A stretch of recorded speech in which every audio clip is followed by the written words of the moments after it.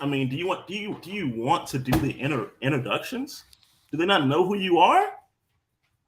But just in case, hey, people, my name is Hank. I'm an old codger, as they would say. Um, Pleasure to be here with you today. My name is Leland Baptist, and today we're going to talk about something that's pretty important. We're going to talk about being perverted. Ooh, ooh, Now, those of you that's guys like deep. Hank, what's so funny is I make a joke with my wife on like Sunday mornings when she's getting dressed, right, for church. Right. And I'll make a joke and say, "Girl, you can't wear it to church. You might cause some people to backslide, right?" And so, Yeah, and so to if help they see those her, they would wanna. so to help those people to Yes, keep some of indeedy. you guys from backsliding, Tone it down. allow us to explain what we mean when we say perverted, right? Yeah. Because like many words, and by the way, my daughter is supposedly sick. It doesn't matter where you go, but the moment that she's not sick, or excuse me, she's supposedly sick, but the moment you tell she can stay home, she's like full of life, right? Yeah. So no matter where I go, she's trying to be under me. So you guys might hear her in the background. Now, here's the thing: like many definite definitions, they can be used for more than one thing. Mhm. Is that cool? Mhm. Mhm. Okay. Okay. So I'm gonna read this definite. I'm gonna read two definitions that we have in front of us. The first one is the one that most of you guys are familiar with. It says categorized by sexually abnormal and unacceptable practices or tendencies. Okay, that's the Mhm. first one. The second definition is of a thing having been corrupted or distorted from its original use, Mm. original course, meaning, or state. Okay. What does that mean for you, Hank? I'm going to see if I can correlate it to self. Periodically I just show a little bit because I can only talk about me. And I'm thinking of childhood. I grew up poor in the segregated South, and we didn't have much. But when we were exposed to something in the catalog or in a magazine or what have you, I started to fantasize about wouldn't it be great if. And as I got a little bit older in middle school, I just my idea of success was not working in the tobacco fields, working in the logging industry, or being a manual laborer. And at my mind, my perverse thoughts at that time was as long as I didn't do that, any of those, I'd be successful. And as I sit here and talk about that and thinking about the road I've traveled to this day, I had no idea, no earthly idea that what I have accomplished was possible. The only thing I wanted to do was make certain that being a common laborer, not that it's bad, was always in my rearview mirror. So to some who still live in that area and they see me now, they give certain labels to me that I think are somewhat perverse only because had they had they made a decision, and if they had started to strive for a greater sense of excellence or success, they too could be further along this path of have versus have not. So that may not be what other people see as perverse, but I think also that when we have a somewhat slanted view of various things of life, you could be considered to be somewhat perverted or have a perverse perspective on things. So that's sort of kind of what I was looking at rather than, being a dirty old man. Well, you know what? I'm happy that you're not both, right? Well, yeah, well, because, but again, as a man thinketh. So if you think that you are a person of dignity, of character, of ethics, of empathy, of loyalty, if you think you're all of those things, I believe that you will try to walk a path that continue to edify, amplify those particular characteristics or traits.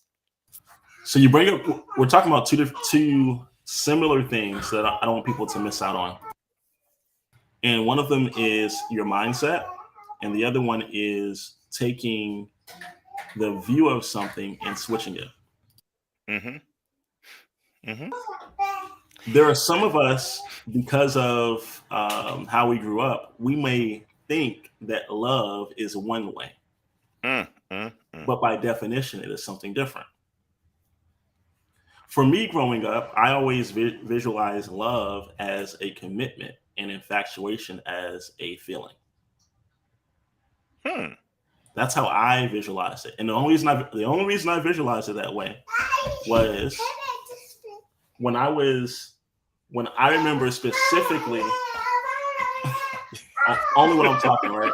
I remember specifically when I was in Bible study as a kid. And as a kid, I remember the instructor or minister or whoever, they said, "What is love?" And they mentioned like agape love, right? Mm-hmm. And I was like, "Oh, okay, so that's agape love. Okay, God kind of love." And they're like, "Well, all other love is conditional, but love is not meant to be conditional. Love is meant to be an actual commitment."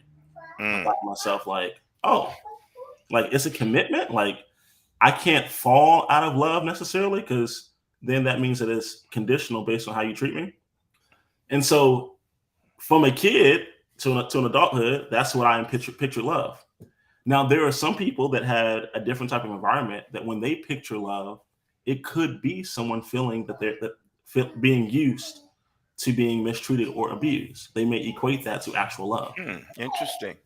Okay. Interesting. Mm. Even though they have the ability to look up the definition of love, and even though the definition will say something that is contrary to what they believe and feel, their Mm-hmm. environment has confirmed what they believe. Environment. Whew. Environment.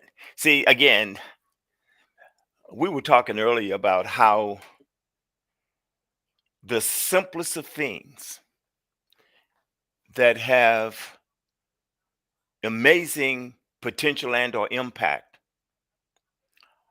are missed and omitted in the daily struggles of life. You were talking about love. When my kids were small, do you know how my kids spelled love? Family, Time, time.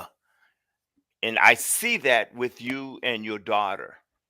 And people will hear her in the background and say, "These guys are supposed to be professional, and there's this little one in the background." But they don't hear the joy. They don't hear the laughter.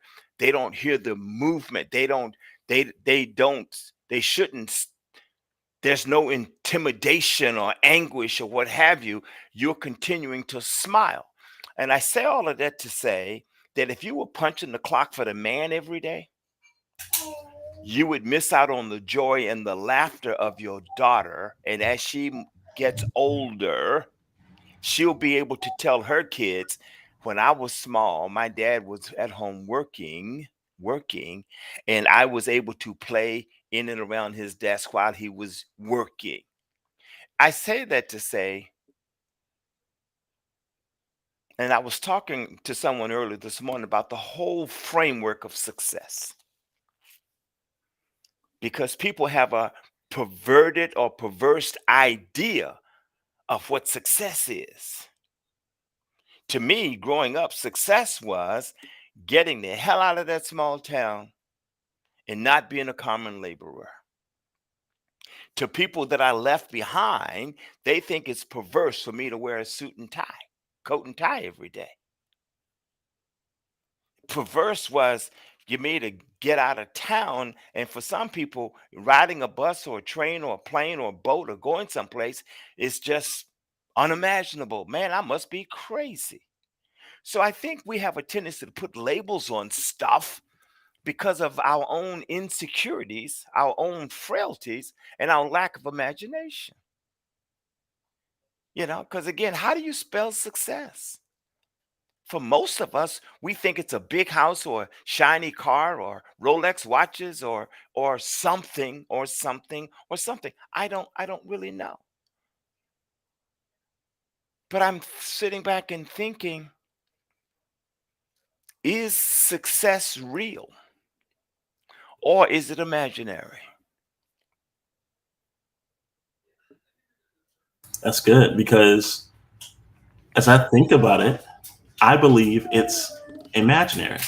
I believe that you can visualize yourself, quote unquote, successful. And you can have that emotion and that feeling overtake your body. And I believe that your mind wouldn't know the difference. And whew, if I were to pick up on that,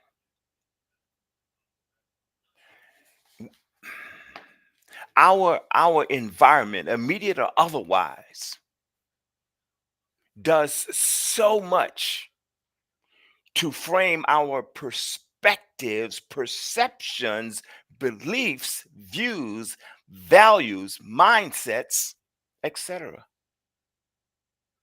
And and again, some people look at some of those as nuisances. They are those who are listening today and offended that there's a little 3-year-old running around in this conversation. And I'm sitting here just heartfelt, heartfelt, because I see the joy, I hear the joy, and I see the love. So I say all of that about environment because and I like to go back and try to help connect some dots because I think it's important to me. Not that it's important to anybody else, but it's important to me that allows me to strive to be a better me. I'm not satisfied with the ordinary. I'm not satisfied with the status quo. So it says your human needs, be they love, be they um, um, things that you grow up with, your normal surroundings, have a tendency to frame your belief window. And your belief window create the rules of engagement that you participate in every day. And those rules that you live by dictate your behavior, good, bad, or indifferent. And your behavior will determine your results. So we see folk and we criticize folk, successful people, powerful people, and we go like, "Oh man, they had it easy." But Edison tells you that he failed 1,000 times, and he let you know all the things that didn't work. Michael Jordan says that he missed, thousands of hundreds of shots. He had a lot. 26,000 shots. Okay, and it's the idea. And today we glorify him. Well, glorify. I'm sorry. We continue to applaud him for his success as one of the greatest, and some call it the greatest basketball player, and I will say of all times today, to this point. So, but we say all of that. So, what makes him different than a lot of others? And I think as I sit back and I was reading, I went back and I started to read The Magic of Thinking Big. And there's a certain chapter in The Magic of Thinking Big that smacks me around sometimes. And it's in chapter 2. It says, cure yourself of excuse-itis, the failure disease. Now, why that? I say that only because we have opened the door into a wholesaling or a real estate wholesaling program for people. And they pay their money for us to mentor, coach, nurture, hold their hands, and help them to be successful. And Leland, they're putting that program over an already busy life and a busy schedule. And when things don't go a certain way for them, they make excuses and put the program that potentially could make them financially free for life. They put it back on the back burner, or it's nowhere close to the stove. And and maybe it's because I've been through a lot, I have a certain degree of of empathy, not sympathy. I have a certain degree of empathy because when you've been there and done that, you have a certain acknowledgement or a certain awareness or a certain familiarity with the struggles of people. And as a result of that, I can be just a little bit more tolerant only because it's so easy to make an excuse. It's so easy to say no. And again, as we talked a couple weeks ago, the things that people really, really want are outside of their current comfort zone. So to me, that's a perverted thought. The stuff that you want, you'll never have because you're not willing to get off your can to work for it. Or it's too hard, or it's too fast, it's too far, she's too fine, he's too. We come up with all of these rationales that cause us to say no, thank you. Okay. And the other day, we were talking about how people are sitting in dead end jobs. They've been there 20, 15, 20, 25, 30 years, will never get promoted, will never really get a pay raise other than a cost of living pay raise. And they're blaming everybody for their sorry life, where all they have to do is to prioritize, determine what's important to them, what success really looks like for them, and create a plan. And if they don't know how, there are lots of ways, of venues, avenues. Just Google it. You Google it, YouTube it, and then plug in. But to some people, using the internet is perverted. Okay? To some, to want more than they have is perverted. They call it greed. So we have to be careful. We have to be careful as to the labels we put on ourselves and on other people. And we have to make certain that jealousy and envy don't cripple us.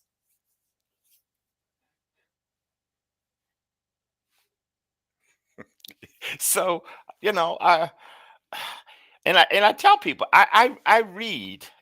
I've got books. I read, and I try to practice what I preach as I'm reading. But I have a friend. He's dead now, but he wrote a book before he died, and it was called Strategies for Success. Because again, I'm into success. I'm not where I want to be, but every day I work to be a better me. And Jim says a successful person practices positive thinking, knows how to overcome failure, possesses a vision, knows how to set goals, is good time manager, knows how to handle stress, values relationships, learns and knows how to be a good communicator, believes in motivation, finding the small things to motivate, and develops some degree of leader. Yeah, man, I'm not a leader. I don't want to do this, that, and the other. And I remember when I was working with the Defense Department, there were individuals who had the opportunity, they had the education, they had the skills, they had everything to be a supervisor or a manager, which would allow them to get promoted and make more money. And they would say, well, no, I don't want to be a supervisor. I don't want to be a manager, because they were not willing to step up to the plate of leadership. So, my question to those of you who are listening today: what are you afraid of? What is it that's in your life that you're afraid to man up or woman up to deal with? Because until you're willing to do that, I'll talk to you a year from now, and you'll be in the same spot having the same excuses. And you will blame other people for your handicap. And let me help you to understand something. That handicap is a figment of your imagination. So who has the perverted thought? Me, for trying to get from where I am to where I want to be each and every day? And trust me, it's not that I am totally engaged every day. No, but I am consistently inconsistent. I'm doing something to better my life, the better life of my wife, my immediate family, my grandkids, my great grandkids, and for those who are willing to spend a few minutes to have a conversation. Am I trying to influence people, win friends, and influence people? Not really. My primary goal is to be a better me, and the only way I can be a better me is to read. And I read a little bit of everything. I mean, it's like, personality, attitudes. You know what? Better yet, my wife. I'm married, and my wife constantly not constantly, periodically talks about the 5 love languages because I'm not consistent in some of the aspects of wholesome relationships, and I apologize for that. I am a flawed man, but I'm honest. So what are you? What makes you get up and keep going?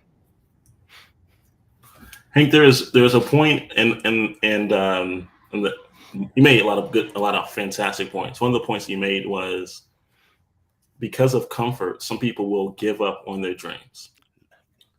And I want to take it a step further and say, out of comfort, some people will metaphorically burn their ladder.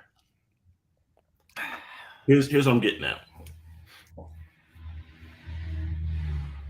If you want a different result, Mm, mm, mm. you have to be willing to do something different. When the actions needed to do something different Hmm. require you to get out of your comfort zone, if you choose to not do it, you are essentially sabotaging yourself. Whew. So, for example, there's a picture that we have up for those of you can see it. For those of you who'll be listening to the podcast, you guys can Google this image. It's an image that is titled "Burning Opportunities for Temporary Comfort." In the image is a man crouched down, hovering over a fire to stay warm. He has a ladder that is leaned up against the wall to get him out of a pit that he's in. And then it shows him with the tool of a saw, a hand saw. And like all ladders, they have rings, right? That you're able to step on, or a rung that you're able to step on the stairs. And he chose to cut the first 10 stairs or rings of the ladder. And he made a fire because he was cold.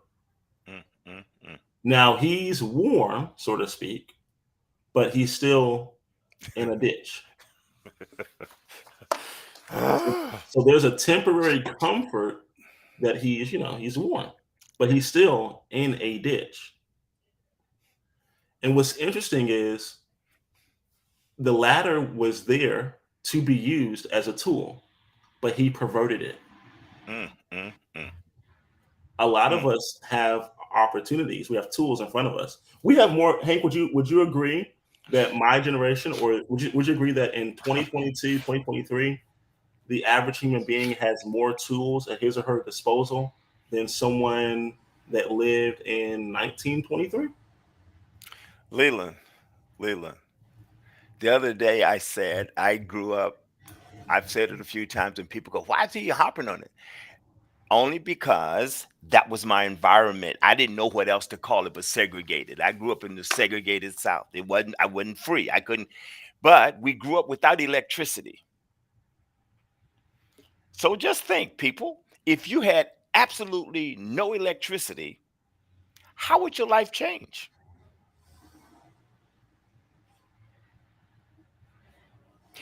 It will change drastically. And because you are familiar with it, you familiar with the comforts of electricity, you might be like that guy in the picture who destroyed the ladder because the only thing they wanted to do was to stay warm. Okay.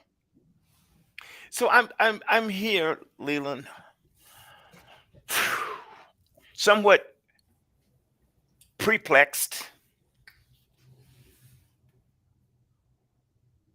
And it may be because I've seen, I've experienced, I've encountered, I've lived, and I have hopes and dreams because of that lived experience. It's not on Facebook, it's not on YouTube, it's where I have felt it. I have touched it, I have smelled it, I have tasted it. And that continues to give me a thirst, a hunger for a better life, for greater experiences, to leave a legacy. And I can remember talking to some friends who they had kids, and they said at age 18, they're getting the hell out of my house. My parents didn't leave me crap, and I ain't gonna leave them crap. And to me, that's perverted. And they, under the guise of love, they're kicking their kids out, making a man out of them, making a woman out of them. Wait a minute. Just because you are hurting doesn't. Oh, but let me say this. Just because you're hurting doesn't mean you should hurt other people. But the point is, I learned in life that hurting people hurt people. And that's perverted. And again, we know that misery loves company. So my question to you is, who are you hurting because you're hurting? Again, what are you willing to do to change? And if you don't know how, spend some money and get a psychiatrist or a psychologist and sit down and pay them and get yourself right. Well, I never do that. Well, if you never do that, you will never have that. Pay somebody. Find an expert. Not your cousin, not your homie. Find somebody who's unbiased, who's objective, who will listen to whatever it is that you say and ask you some very profound questions. They're not going to sit there and wallow in misery with you. They're going to try to help you, because they got a reputation. Because if they help you, then you're going to say, hey, Leela, man, I got this doctor. I got this counselor, man. Woo, man. Okay. Boy, he or she is something else, man. Help me to get through this stuff. Because again, we talk about hurt. We're talking about bitterness. We talk about fear. It's not a desire. It's the idea that we haven't made a decision. Because we say, I wish, man, if I had this. You don't have it because you're not willing to work for it. Leland, how did I end up with this? You see, you started it, Leland. You started this idea of perverse, and I think I went off on a perverse tangent. But I'm just hoping that I'm saying something to you. Think about it. But as we conclude, here's a food for thought for people to take with them. Many of us,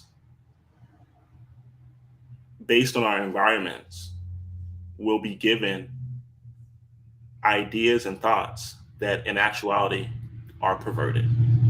Mm-hmm. Once we are of age to decide what we believe and what we truly want, we have to make the corresponding action to change those beliefs.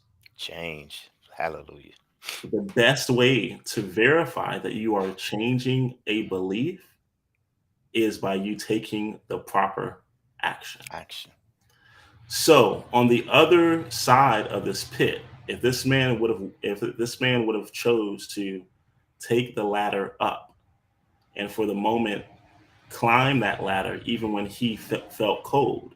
He would be on the other side of a sunny beach. I can see clearly now. Yep, I mean there is literally sand uh, behind the wall. So instead, and here's the thing.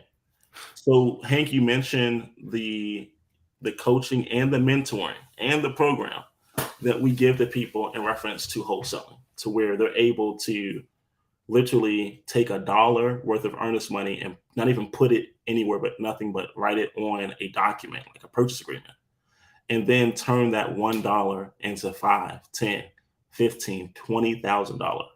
Hmm. Okay. But instead, by using their mind, using their brain, and they don't even have to be in the same city or state. We had a lady who she Chop. learned new technology. I won't say her name. Hmm. 'Cause I know you're going to interview her later, but she lives in, let's say, the West Coast, and she Hmm. holds a property in the Midwest. She never saw it. She never walked it. She never took any pictures. She used her mind. Hmm. Meanwhile, there are other people using technology as well, but not to empower themselves mentally or financially, but Mm-mm. to pervert the tools available For entertainment, for entertainment, not advancement. for comfort, essentially. And Leland,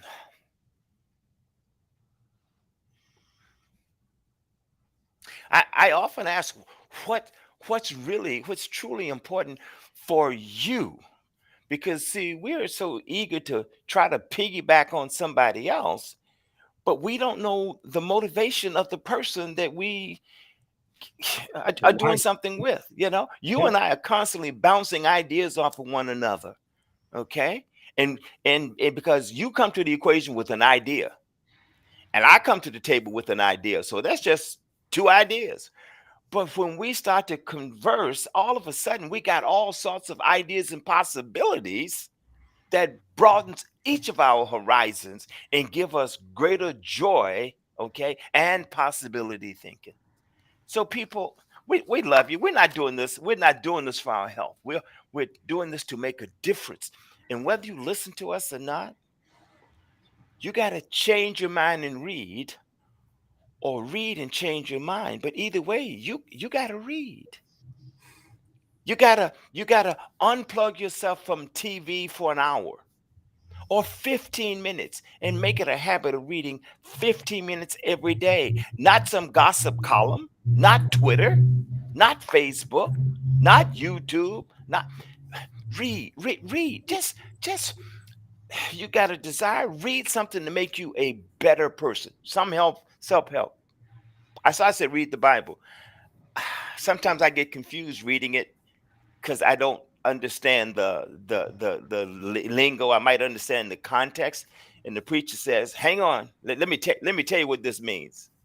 And I'm there laughing, everybody looking at me like this dude is crazy. And then he says, "Hang on, y'all missed that. Let me tell you what it is." And then they laugh, and I'm sitting there and they looking at me while I'm not laughing. Well, I got it first. So people, please don't be so insulated that you remain isolated. And with that,